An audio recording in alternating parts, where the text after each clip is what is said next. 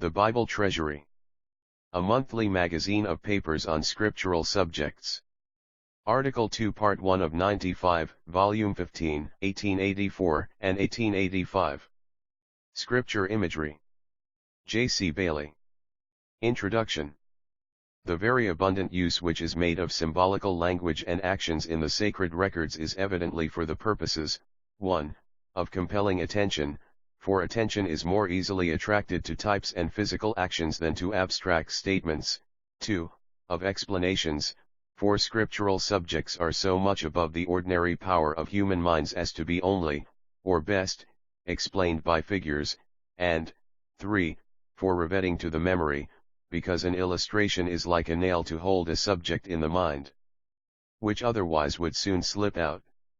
These three considerations, attractive, elucidative and mnemonic, I consider to be among the main purposes of the use of scripture figures, but obviously, there is the further important consideration, that their use adds to language much picturesque beauty. This last characteristic may be regarded rather as an effect than as a purpose. It was not Herr Froebel who first used the kindergarten system. Germany adapts rather than invents.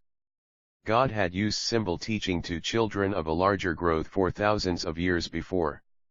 The Old Testament is one larger and divine kindergarten, where, though all is historically true, the varied and dramatic figures of kings, shepherds, priests, worshippers, sacrifices, hosts, wanderers, pomps, miseries, triumphs, defeats, mercies, judgments, sufferings and glories are symbols and types of spiritual events.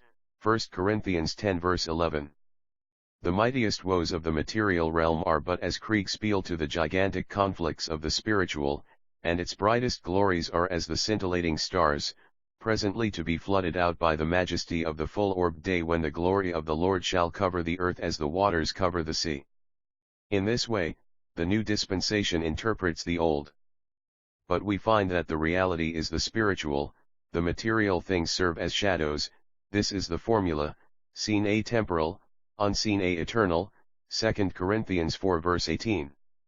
Thus interpreting the first chapter of Genesis by the first chapter of John, a correspondency will be seen, which reveals the operation of the same mind in each case, and which suggests that the great spiritual truth of John 1 was present in that august mind when it arranged the material operations of general I, Genesis giving simply the shadow, and John the substance.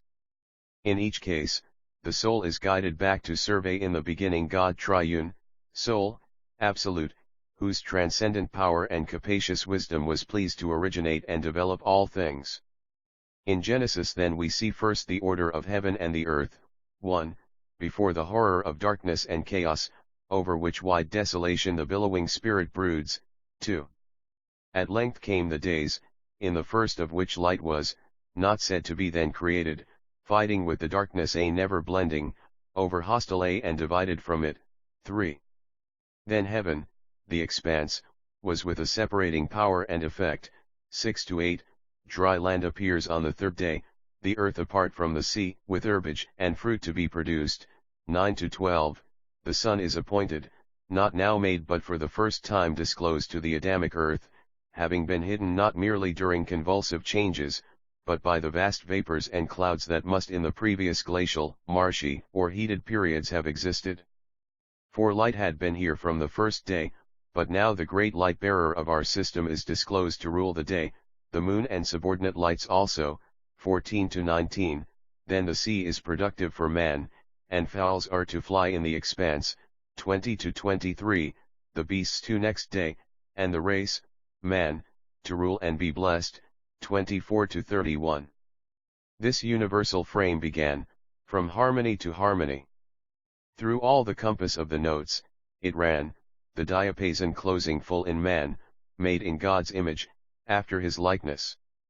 Now when the new creation is to be described, again, after the relation of the Word in his eternal glory, we see the darkness run amidst which the Spirit moves imparting life, John 1 verse 13, light shining in hostile darkness, rejected and separated from it. 10-12. Light is the Word or Son who in the bosom of the Father reveals him. It reveals as a word reveals a thought, and is therefore called the Word disclosing heavenly things, 14 to 18 to 51, always with a separating effect, 37 to 39, it is only by death and resurrection that solid ground and fruit appears. There had been light, instruction, in the world from the first day, the Adamic dispensation, and through the patriarchal and Mosaic dispensations following, but now in the fourth epoch the light, the Son, is disclosed and appointed the regnant expression of all truth, a subordinate lights also to reflect his ways during his absence, whether corporately, moon, or individually, planets. In John I 35 to 51 are passing shadows, as frequently pointed out, of the two great dispensations of Gentile and Jewish salvation, that is to say, the time comes, Romans 11, Revelation 7, when the sea a the Gentiles, and the land a the Jews, shall both in their day be prolific. And then finally the veil is drawn aside to show us greater things than these, to see heaven open and the angels of God ascending and descending on the Son of Man.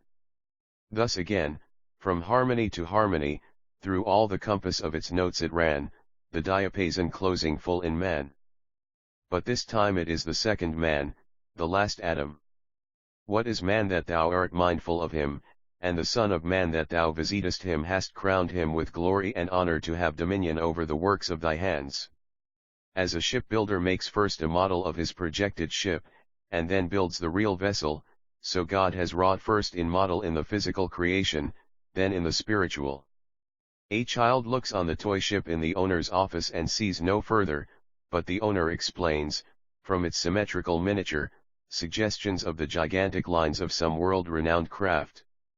So do the glories of the spiritual realm and its phenomena surpass those of the physical.